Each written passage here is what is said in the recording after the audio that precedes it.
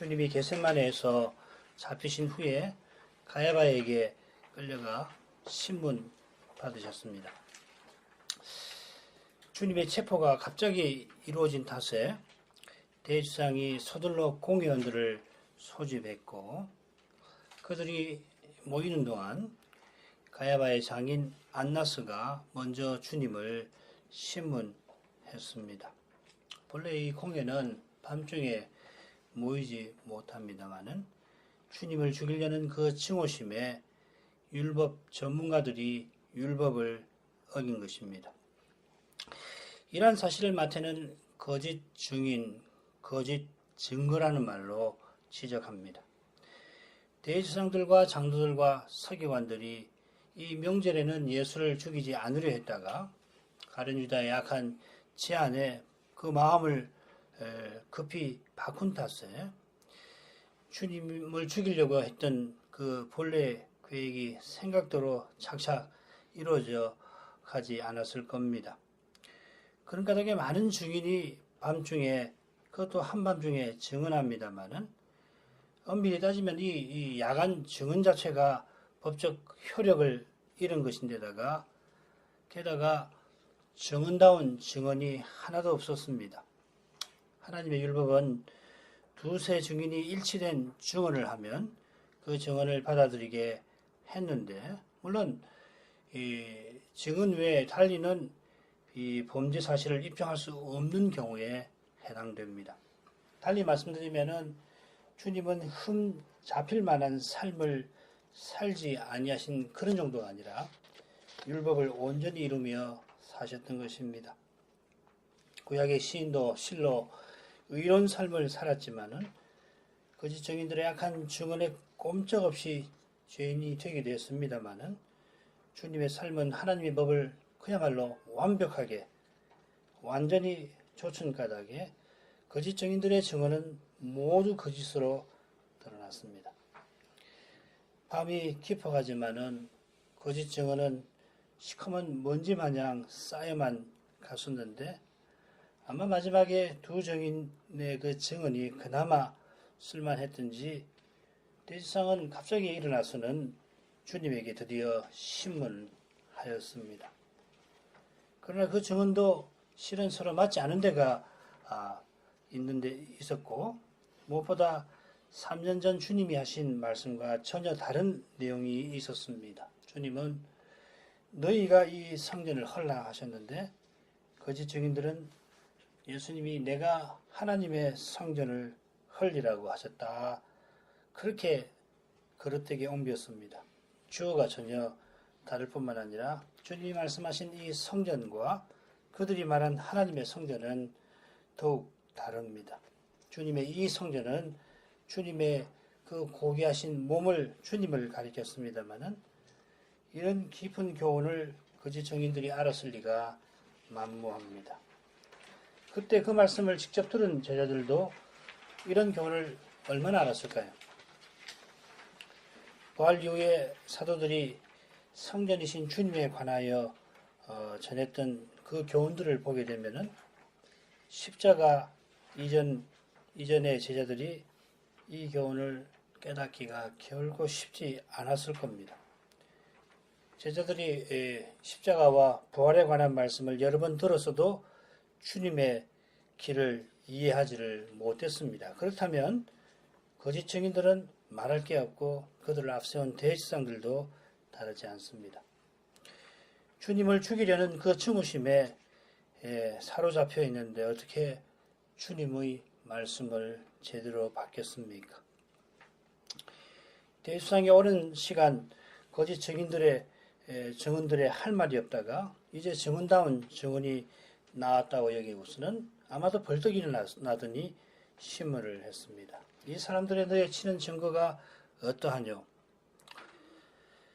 주님에게 이렇게 묻기 전에 서로 일치하지 않은 이 증인들에게 물어야 할 게 있습니다만은 그저 무슨 혐의를 건져보려고 주님을 신문한 겁니다.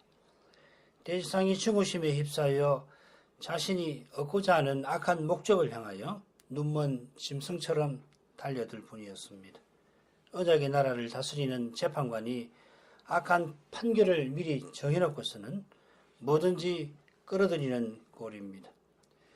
그저 증인들이 말을 꺼낼 때마다 자신들의 죄를 드러낸 것인데 그 죄를 보지를 못했습니다. 아니, 보지 않으려 했겠죠.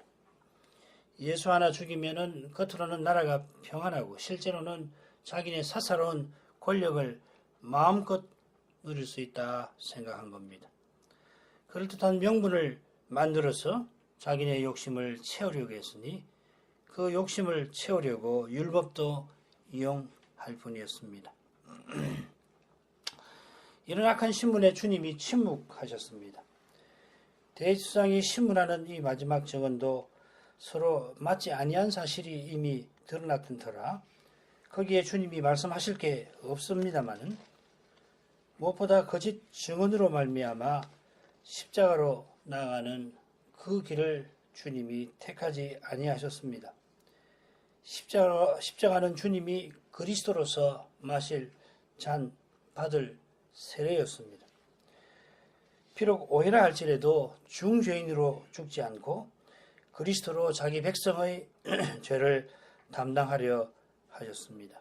세상 죄를 지공하는 하나님의 어린 양으로서 하나님의 어린 양, 하나님의 종으로서 십자가를 향하여 나아가셨습니다. 이런 점에서 주님의 침묵은 이사야 53장의 한 구절을 떠오르게 합니다. 그가 곤욕을 당하여 괴로울 때에도 그 입을 열지 아니하였으며 마치 도수장으로 끌려가는 어린 양과 털 깎는 자 앞에 잠잠한 양같이 그 입을 열지 아니하였도다. 주님은 메시아의 죽음을 예언하는 이 말씀을 조차 침묵하셨습니다. 침묵을 통하여 예수님은 메시아의 길을 가셨습니다.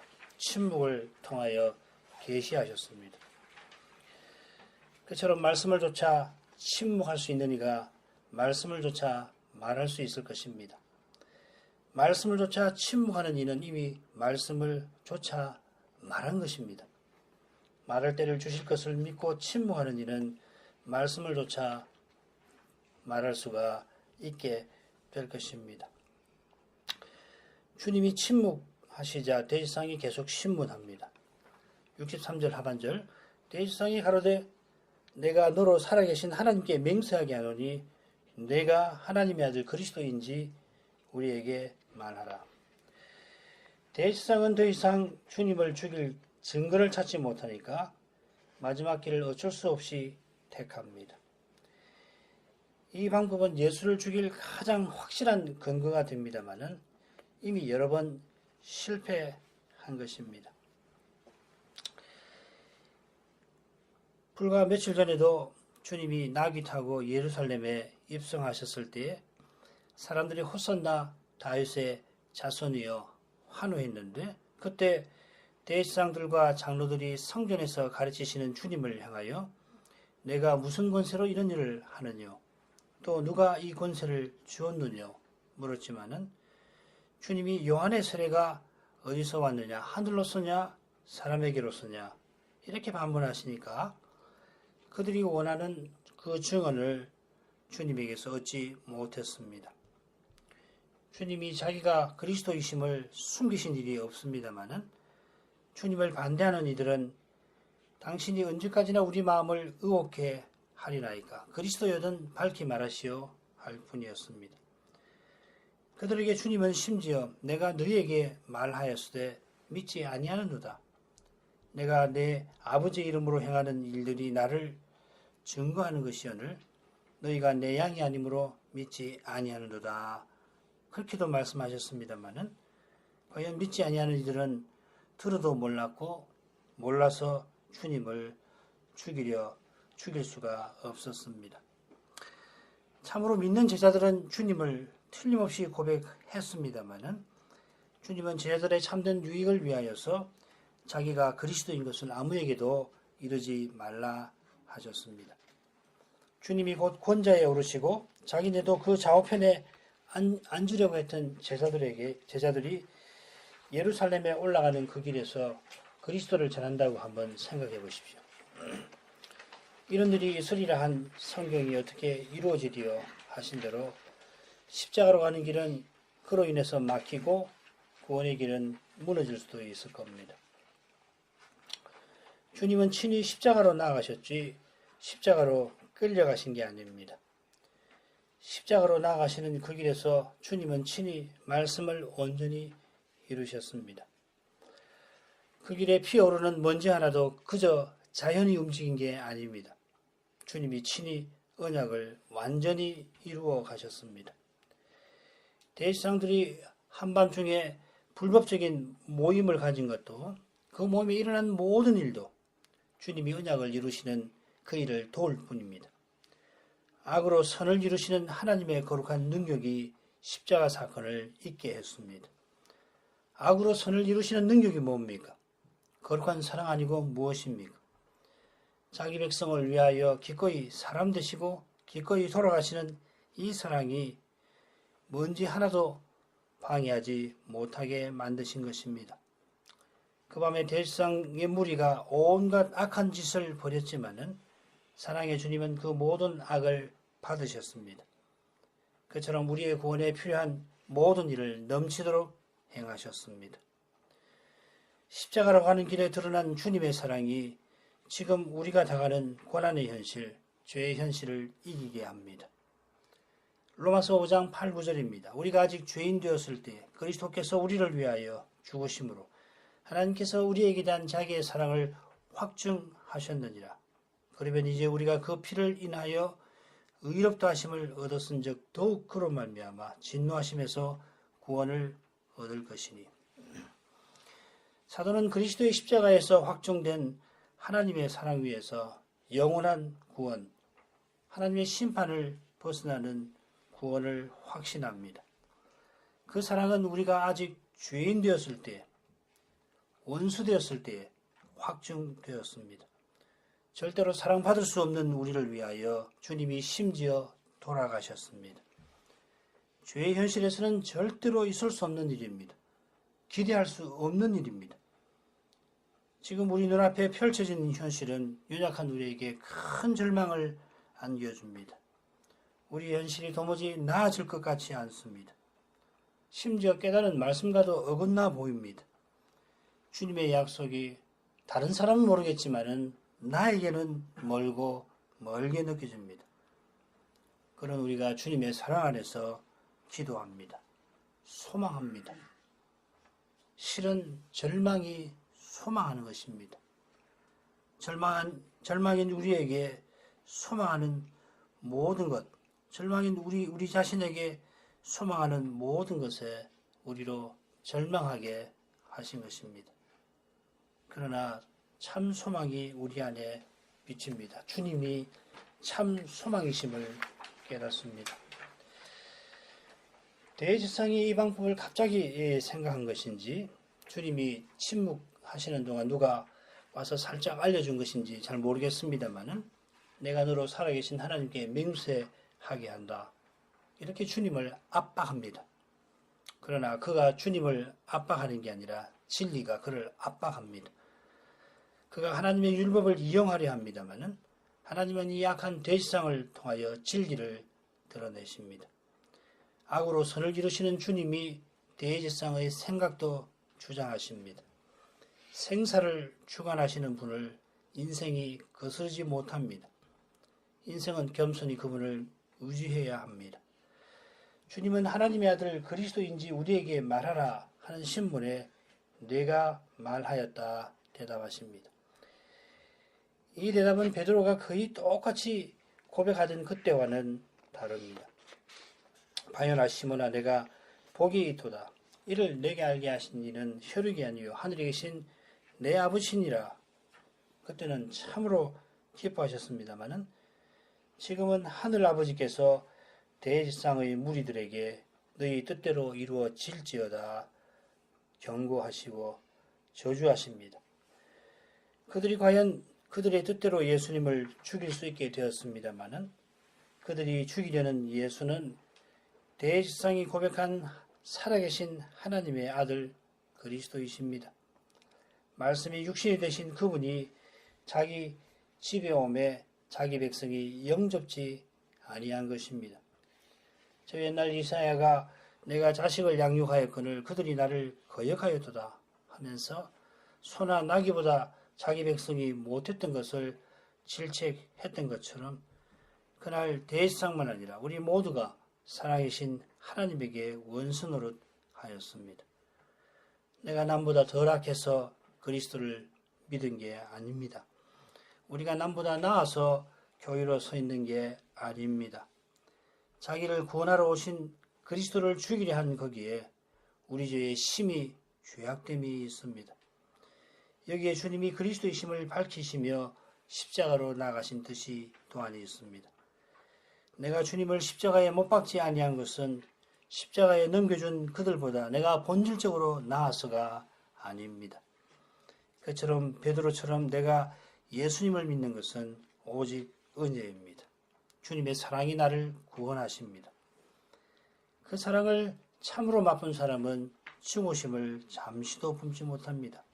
참으로 구원받는 사람은 스스로 무엇을 이루려 하지 않습니다. 그저 하나님의 사랑을 찬송할 뿐입니다. 그리고 그 사랑을 본받으려 할 뿐입니다. 침묵하시던 주님이 이제 증언하십니다.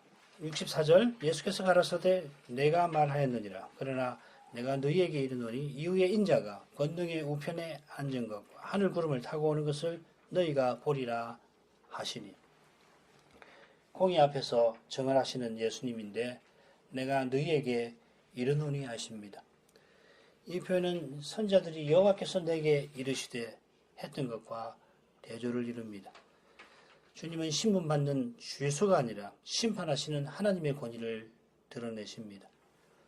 마가복음에는 예수님이 내가 그니라, 헬라어로 에고 에이미 에흐에다 이렇게 하시고서 자기가 여호와이심을, 에고 에이미란 말이 에흐의 히브리 말로 에흐야슈라 에흐에 나는 나의 것이다. 여호와 이름이잖아요. 그러고서는 자기가 여호와이심을 밝히십니다. 그처럼 사람의 눈에는 신문받아 증언하는 예수님이 심판하실 일을 선언하고 계십니다. 주님은 자기를 인자라 하시며 다니엘 7장의 예언을 이루실 것을 암시합니다.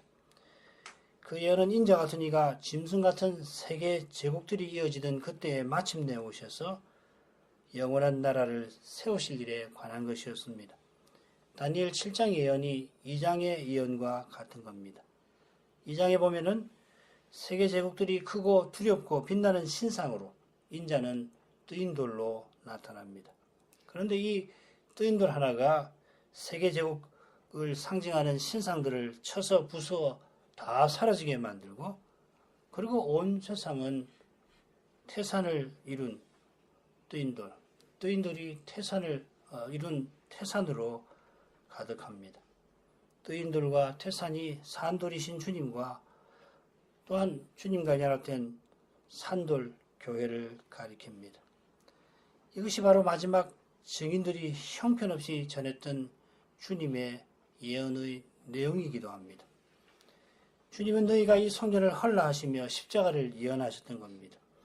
십자가를 지신 주님은 사흘 만에 부활하시고 다니엘이 예언한 영원한 나라, 영원한 성전을 세우셨습니다.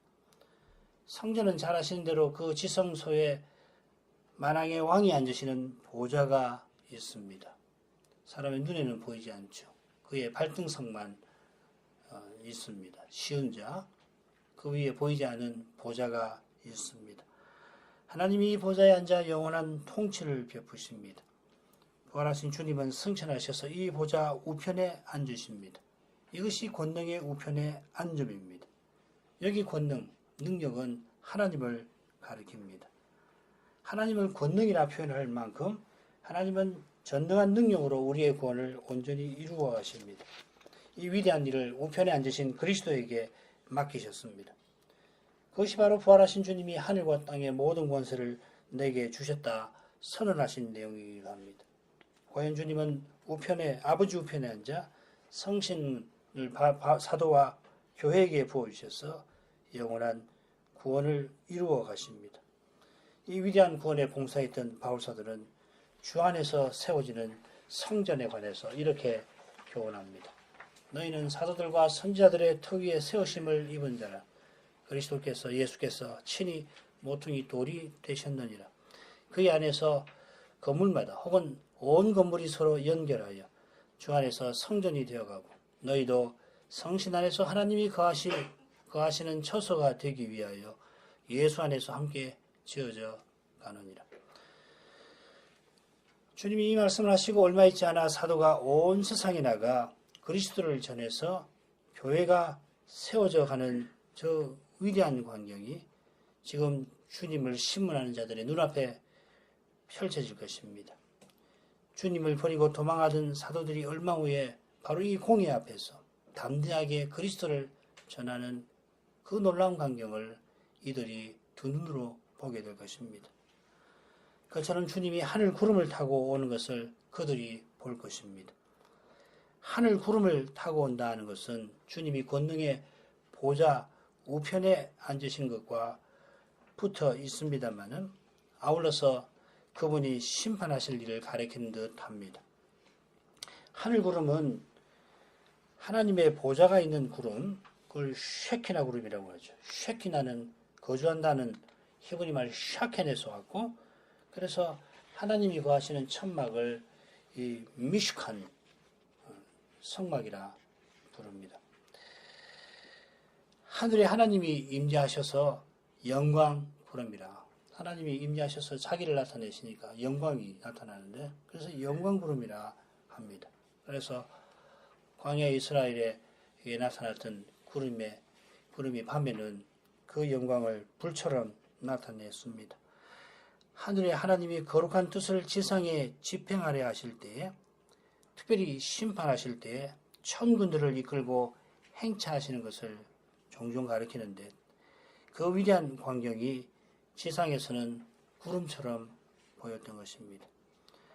주님이 승천하실 때 구름에 가리신 게 아니라 구름이 주님을 가렸던 것은 주님이 영광 하늘로 들어가셨다 하는 뜻입니다. 그처럼 그분이 천군을 부리시는 하나님이심을 가리킵니다. 주님이 지금 말씀하신 심판은 아마 70년 예루살렘 멸망일 수도 있고 재림 때일 수도 있습니다.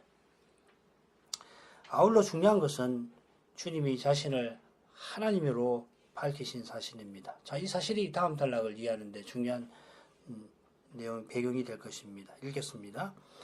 이에 대지상이 자기 옷을 찢으며 가로되 저가 참남한 말을 하였으니 어찌 더 증인을 요구하리요. 보라, 너희가 지금 이 참남한 말을 들었도다. 생각이 어떠하뇨? 대답하여 가로되 저는 사형에 해당하니라 하고 이 예수의 얼굴에 침 뱉으며 주먹으로 치고 혹은 손바닥으로 때리며 가로되 그리스도야 우리에게 선자 노릇을 하라. 너를 친 자가 누구냐 하더라.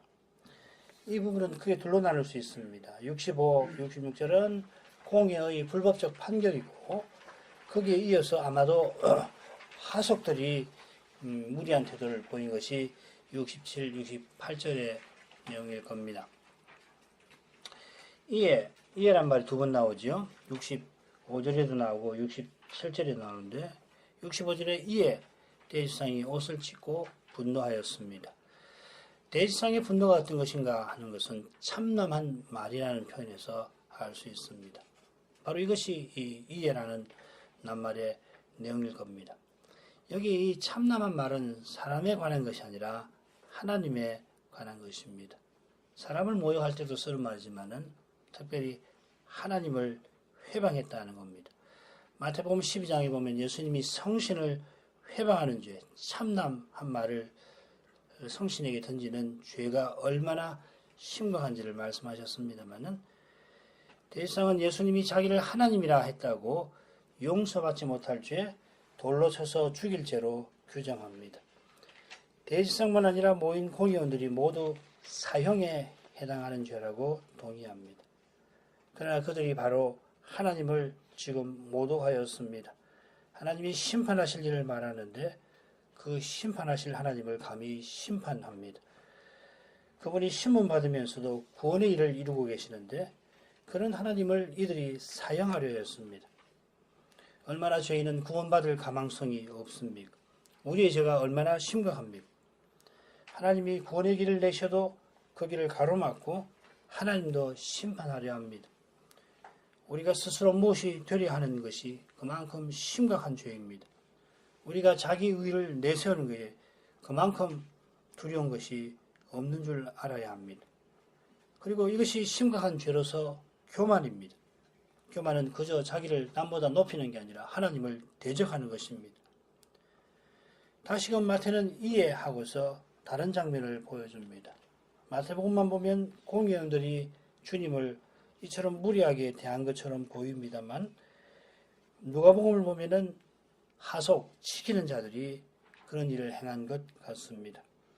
물론 하속들이 주님을 함부로 대한 것이 먼저 공회원들이 그렇게 행한 것을 봐서 그렇게 했을 수도 있습니다. 중요한 것은 정확하게 누가 주님을 함부로 대했는가가 아니라 공회의 불법적인 판결 때문에 이에 주님이 입에 담지 못할 푸대접을 받으셨다 하는 사실입니다.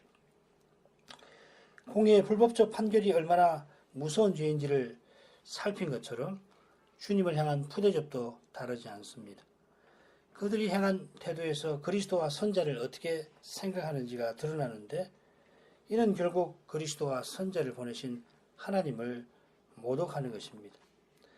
바로 그런 관점에서 바울 사도가 주님의 순환을 교훈합니다.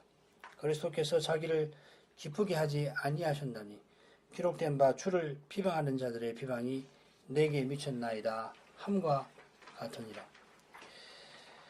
사도가 시편 69편 9절을 인용했는데 회개하는 시인을 조롱하는 사람들을 여호와를 비방하는 자라 불렀습니다. 우리가 여러 시편에 확인한 대로 시인이 백성의 죄를 자기 죄로 알고 회개하는데 그런 시인을 부끄럽게 한 것입니다. 69편 7절에 보면 수치가 내 얼굴을 덮었다 하는 표현이 나옵니다.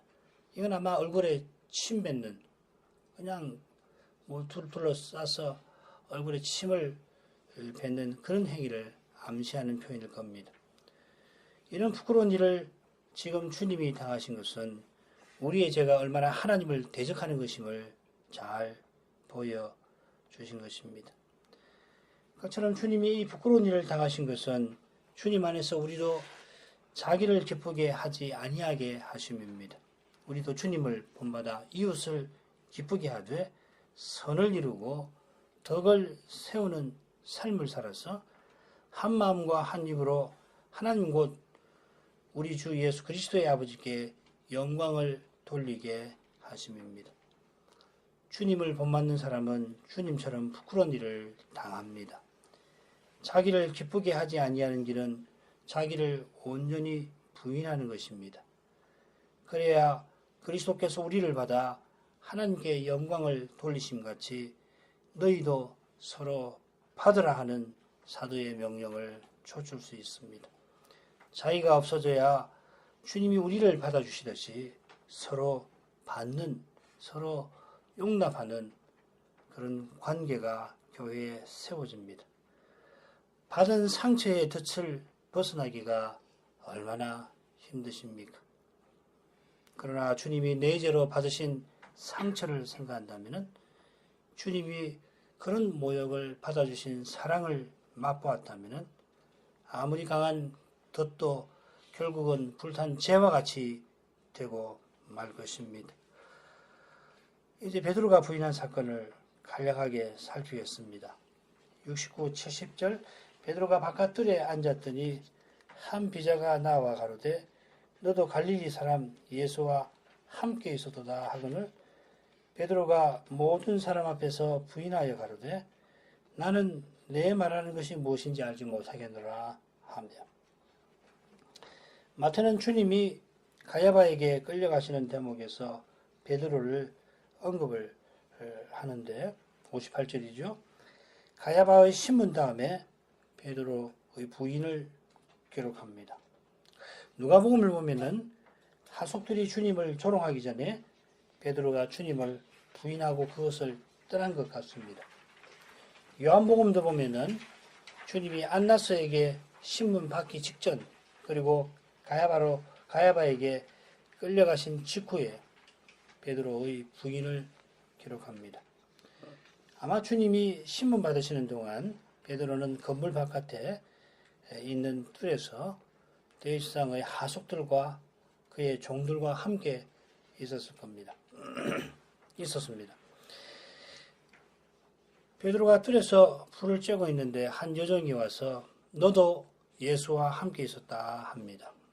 너도 했으니까 이 여종이 베드로 외에 다른 사람을 생각하고 있겠죠. 그 사람은 다름 아니라 대제사장과 아는 요한일 겁니다. 대제사장의 여종이니까 요한이 예수의 제자라는 사실을 잘 알고 있는데 요한이 데려온 베드로도 역시 그의 제자라고 판단한 겁니다. 대제사장의 여종은 예수님을 갈릴리 사람이라고 부릅니다. 이는 곧 하속들이 그리스도야 선지자 노릇하라 조롱한 것과 묘하게 이어질 것입니다. 유대인들은 갈릴리에서 선지자가 나지 못한다고 생각하였습니다. 이 정도 주님을 조롱합니다. 갈릴리 사람 베드로는 주님을 모른다고 부인하는데 모든 사람 앞에서 부인합니다. 여종에게만 당신이 지금 무슨 말 하는지 난 모르겠어. 그렇게도 말할 법도 한데 모든 사람 앞에서 부인하는 것. 소리를 높였겠죠. 다 들으라고. 그렇게 한 것은 거기 있는 사람들에게 자기의 정체를 숨겼던 것과 붙어 있겠습니다만은 결국은 다 모두가 주님을 버릴지라도 나는 언제든지 버리지 않겠습니다. 장담한 가닥입니다. 자기가 무엇을 하려고 한 가닥에 여전히 그런 마음을 갖고 있으니까 자기가 무엇이라도 하려 하는 겁니다. 당장에 드러날 거짓인데 어떻게든 덮어보려 합니다. 자기가 가져갈 때는 사람이 이렇게 어두워집니다. 정신이 없는 거예요.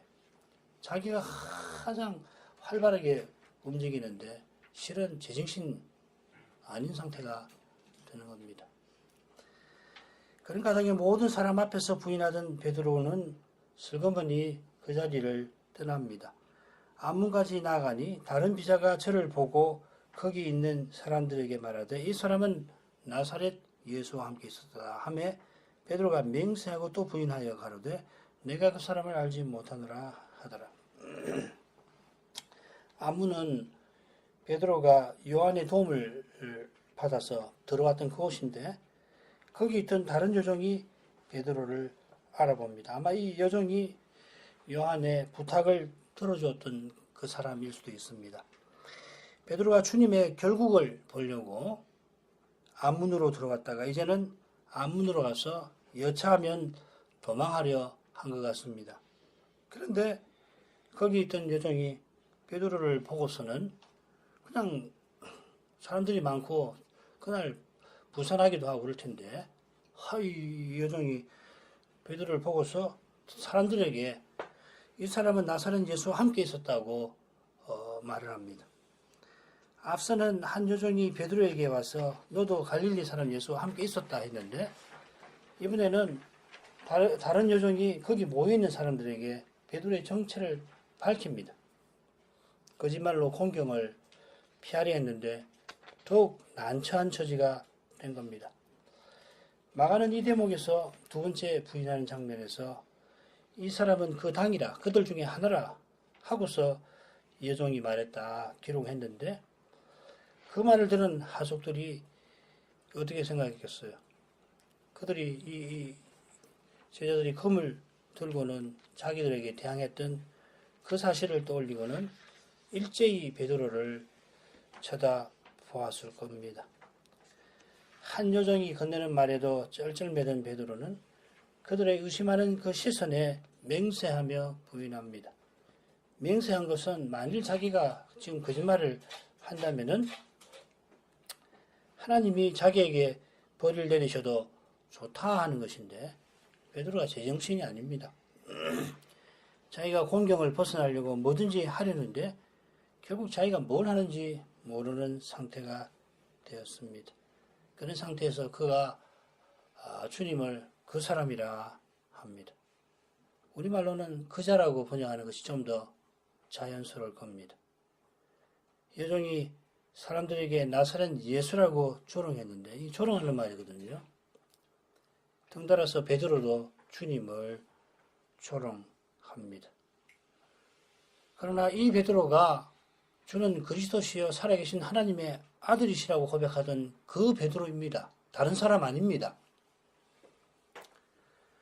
우리는 자기가 누군지 모르는 그런 존재입니다. 우리가 자기 말을 할 때 실은 무슨 말 하는지 모르는 상태에 있는 겁니다. 우리는 자기 말하면 안 되는 존재잖아요. 그런데 우리가 자기 말을 많이 하는데, 그러니까 매우 똑똑하게 말하기도 하고 사람들 앞에 주장하기도 하고 부부 간에도 부모 자식 간에도 교인 간에도 굉장히 대단한 말을 하고 원칙을 들어가면서 말을 하는데, 자기 말할 때는 이미 자기가 누군지 모르는 그런 처지에 떨어져 있는 겁니다. 부끄러운 거죠. 나중에 하나님 말씀 들을 때는 내가 이렇게 뭘 모르면서도 그런 높은 말을 했구나 회개하게 되잖아요. 오직 그리스도 안에서만 내가 누군지 압니다. 주님의 은혜를 쫓아 말하는 사람이 무슨 말을 자기가 하는지 바로 압니다. 거짓말장이라고 자기가 거짓말장이라고 고백하는 그 사람이 은혜로 진리를 말하게 됩니다. 그 은혜를 떠나면 지금 베드로와 다를 게 없습니다. 베드로보다 얼마든지 못할 수도 있습니다. 베드로는 과연 주님을 2번 부인한 것으로 부족합니다. 조금 후에 곁에 섰던 사람들이 나와 베드로에게 이르되 너도 진실로 그 당이라 내 말소리가 너를 표명한다 하거늘 저가 저주하며 맹세하여 가로되 내가 그 사람을 알지 못하노라 하니 닭이 곧 울더라. 희한하게 사람들이 그날 밤에 베드로를 그냥 두지를 않습니다. 이번에는 곁에 섰던 사람들이 베드로에게 나와서 그의 말투를 들어서 네가 예수의 제자라고 증언합니다. 앞으로 한 50여일 후에 두 천사가 성천하시는 날 하늘을 여전히 쳐다보던 사도들을 가리켜서 갈릴리 사람들아 했는데, 이런 걸 보면 갈릴리 말투가 중요한 요소이긴 합니다만은 그날 뜰에 있던 하속들과 종들은 집요하게 베드로가 예수의 제자임을 추궁합니다. 그 이유를 우리는 잘 압니다. 주님이 예언을 이루어 가시는 겁니다. 베드로가 앞으로 모든 사람 앞에서 주님을 부인하지 않게 하시려고 그의 장담하는 마음을 지금 철저히 허물어 버리십니다. 우리가 멀쩡하게 하나의 인간으로 사는 것은 물론이고 우리가 주님을 고백하는 것은 주님이 말씀을 이루시는 까닭에, 그래서 신실하신 거기에 있습니다. 내가 다른 이보다 나아서가 결코 아닙니다. 주님이 사랑받을 수 없는 나를 사랑하시는 까닭입니다. 이 은혜를 깨닫는 사람은 주님을 부인하지 못합니다. 주님의 사랑을 겸손히 붙들게 됩니다. 그 사랑이 베드로를 붙들었습니다. 자기가 만일 그 당이라면은 하나님의 벌 위에 벌을 내리실 거라고 자기를 저주하며 맹세하던 그가 제정신을 차립니다. 이에 베드로가 예수의 말씀에 닭 울기 전에 네가 3번 나를 부인하리라 하심이 생각나서 밖에 나가 심히 통곡하니라. 말씀을 기억하고 제정신을 차린 베드로는 정신없이 밖에 나가 펑펑 울었습니다. 주님의 사랑이 그의 돌 같은 마음을 녹이신 것입니다. 기도하겠습니다. 사랑이신 아버지, 펑펑 우는 베드로의 모습에서 주님의 사랑을 봅니다. 주님의 사랑이 아니라면은 베드로가 가룟 유다보다 결코 낫지 못했을 겁니다. 저희도 주님의 사랑으로 예수님을 믿고 삽니다. 주님의 사랑이 날마다 저희를 붙들어 주십니다. 그 사랑을 겸손히 붙듭니다. 예수님의 이름으로 기도합니다. 아멘.